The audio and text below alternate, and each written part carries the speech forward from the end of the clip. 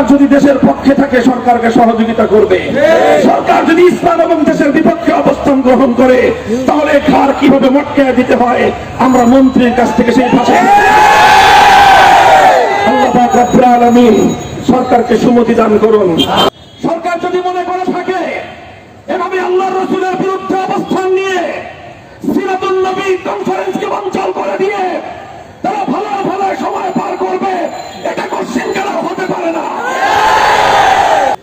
আমরা বাকরুদ্ধ এই আত্মঘাতী কর্মকাণ্ড দেখে যে দেশে রাহমাতুল লিল আলামিন সাল্লাল্লাহু আলাইহি ওয়াসাল্লামকে নিয়ে সিরাত কনফারেন্সকে বাধা দেওয়া হয়, সেই দেশ এবং সেই বাধা দানকারীদের পরিণাম কি হবে সেটা আমরা জানি না। আমি বাংলাদেশের সরকারকে নিয়ে, সরকারের প্রশাসনকে নিয়ে যার পর নাই উদ্বিগ্ন যে তারা কোন ভয়াবহ পরিণামের সম্মুখীন হতে চলেছেন। কে তাদেরকে বুদ্ধি দেয়? আমার কাছে এটাই মনে হচ্ছে যে প্রশাসনে ঘাপটি মেরে বসে থাকা রাসূল সাল্লাল্লাহু আলাইহি ওয়াসাল্লামের কিছু দুশমন, এবং তারা সরকারের দুশমন, তারা বাংলাদেশের দুশমন। তারা বাংলাদেশের সরকারকে জনগণের মুখোমুখি দাঁড় করিয়ে দিতে চায়।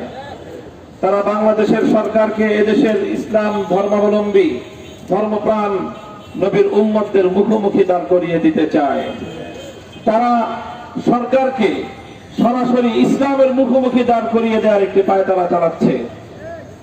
যদি সরকার এই ষড়যন্ত্রের ব্যাপারে নিজেদেরকে রক্ষা করার কোনো উদ্যোগ গ্রহণ না করে তাহলে পতন হবে সরকারের। এখানে যতটা ক্ষতি, সকল ক্ষয়ক্ষতির দায় সরকারকে বহন করতে হবে। আজকে একটি প্রতিযোগিতামূলক অনুষ্ঠান ছিল সিরাতুন নবীর।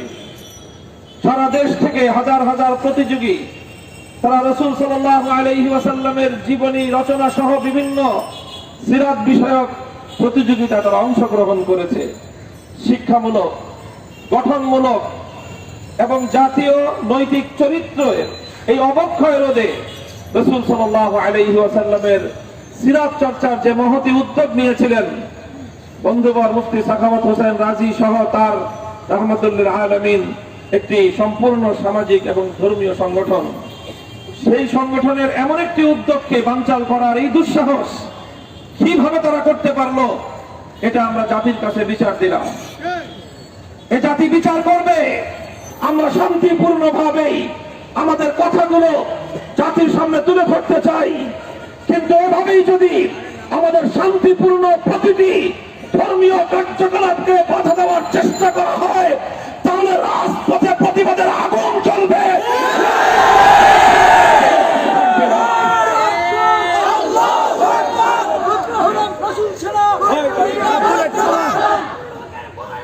সংগ্রামী সাথী বন্ধুগণ,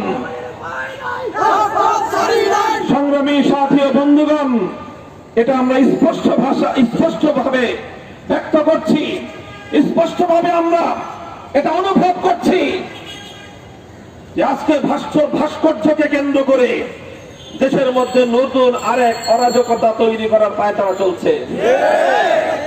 বঙ্গবন্ধু মরহুম শেখ মুজিবুর রহমান, তার প্রতি জাতীয় নেতা হিসেবে আমাদের পরিপূর্ণ শ্রদ্ধা রয়েছে। আমরা চাই না একজন মরহুম, একজন মৃত মুসলমান, তাকে নিয়ে এমন কোন কার্যকলাপ পরিচালনা করা হোক যে কার্যকলাপের কারণে কবরের মধ্যে বঙ্গবন্ধুকে আল্লাহর পক্ষ থেকে কোন আযাবের সম্মুখীন হতে হয়। স্পষ্ট হাদিসের মধ্যে আল্লাহর নবী ইরশাদ করেছেন, ইন্নাল মাইয়িতা লা ইউআযাবু বিবুকাইল হাইয়্যি আলাইহি, জীবিত ব্যক্তিদের অপকর্মের কারণে মৃত ব্যক্তিকে নিয়ে শরীয়ত বর্হিত কোন কার্যকলাপ যদি তার জীবিত উত্তরসূরিরা করে তাহলে এজন্য কবরের মধ্যে মৃত ব্যক্তিকে আযাবের সম্মুখীন হতে হয়।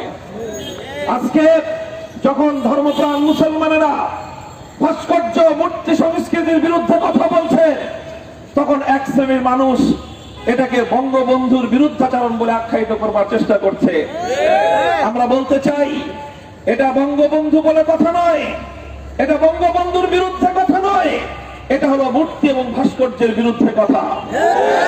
যত নেতার ভাস্কর্য রয়েছে, আমাদের দাবি হলো মুসলমানদের এই দেশ থেকে, জাতীয় পর্যায় থেকে অন্তত সকল মুসলিম নেতাদের ভাস্কর্যকে অপসারণ করেন। প্রতিমা থাকবে হিন্দুদের মন্দিরে, প্রতিমা মুসলমানদের দেশে জাতীয়ভাবে স্থাপিত হতে পারে না। সেই মূর্তি বঙ্গবন্ধুর হোক, সেই মূর্তি প্রেসিডেন্ট জিয়াউর রহমানের হোক, সেই মূর্তি যাই হোক না কেন, ইসলাম এবং মুসলমানরা মূর্তি সংস্কৃতিকে মেনে নিতে পারে না।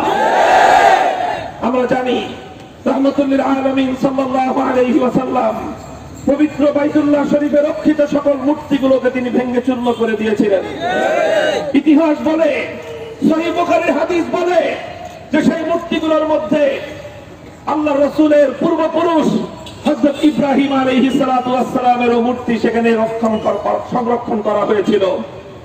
ইব্রাহিম আলাইহিস সালামের মূর্তি তৈরি করেছিল মক্কার সেই দুরাচার গোষ্ঠী।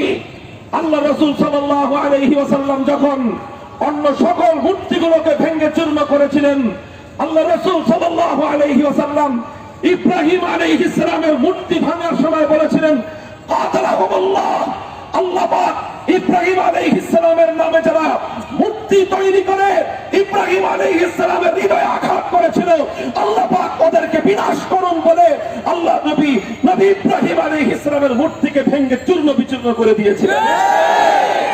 মাননীয় প্রধানমন্ত্রী, আপনার কাছে আমার প্রশ্ন, রাসূল সাল্লাল্লাহু আলাইহি ওয়াসাল্লাম তার বাবা, তার পূর্বপুরুষ ইব্রাহিম আলাইহিস সালামের মূর্তি ভেঙেছিলেন, আপনি আপনার বাবার মূর্তি ভাঙবেন না, বানাবেন? আপনি আল্লাহ রাসূল সাল্লাল্লাহু আলাইহি ওয়াসাল্লামের উম্মত, আল্লাহ রাসূলের অনুসারী, না আপনি সেই সকল মক্কার কাফেরদের অনুসারী যারা ইব্রাহিম আলাইহিস সালামের মূর্তি বানিয়েছিল? জাতির সামনে স্পষ্ট বক্তব্য উপস্থাপন করুন। আমরা মনে করছেন আমরা দেশের বিরুদ্ধে বিদ্রোহ করব, আমরা প্রশাসনের সঙ্গে যুদ্ধে নামব, আমরা সেই পর্যায়ে হয়তো যাব না, কিন্তু মনে রাখবেন, যদি এভাবেই ধর্মপ্রাণ মুসলমানদের তাদের আবেগ অনুভূতি ইসলামের অকট্য বিধানকে উপেক্ষা করে আপনারা এভাবেই যদি একটার পরে একটা ইসলাম বিরোধী কার্যকলাপ পরিচালনা করতে থাকেন, আপনাদের সাথে এদেশের ধর্মপ্রাণ মুসলমানদের স্থায়ী বৈরিতার সম্পর্ক তৈরি হবে, এদেশের ধর্মপ্রাণ মুসলমান প্রতিটি ক্ষেত্রে আপনাদের বিরুদ্ধে অবস্থান নিতে বাধ্য হবে। নির্বাচনের সময় আপনাদেরকে রুখে দেওয়ার জন্য মাঠে নামতে আমরা। কাজেই আমাদের আগামী দিনের ভূমিকা কি হবে সেটা আপনাদের ভূমিকার উপর নির্ভরশীল। আজ আমরা আর বেশি কিছু বলছি না। আমি আশা করব, আমরা প্রত্যাশা রাখবো যে প্রকৃত অর্থে প্রধানমন্ত্রী অথবা সরকারের নীতি নির্ধারকরা এই পরিস্থিতি সম্পর্কে তারা সম্যক অবগত নয়। রাহমাতুল্লিল আলামিনের সিরাত কনফারেন্স বন্ধ করে দেওয়া হয়েছে বাংলার মাটিতে। এদেশে খোদার গজব টেনে আনবার জন্য বাংলাদেশ বিরোধী একটি কুচক্রী মহল পায়তারা করছে। প্রধানমন্ত্রী, ওরা আপনার দুশমন, সরকারের দুশমন, ওরা বাংলাদেশের দুশমন। কনফারেন্স বাতিল করবার পায়তারা করেছে, ওরা বাংলাদেশের শত্রু, ইসলামের শত্রু, বাংলাদেশ সরকারের শত্রু, রাহমাতুল্লিল আলামিনের শত্রু, আল্লাহর নবীর দুশমন। নবীর এই দুশমনদের হাত থেকে দেশকে রক্ষা করা, সরকারকে রক্ষা করা, উম্মতকে রক্ষা করা আমাদের ঈমানি দায়িত্ব। আমরা সে দায়িত্ব নিয়ে মাঠে নামবো ইনশাআল্লাহ।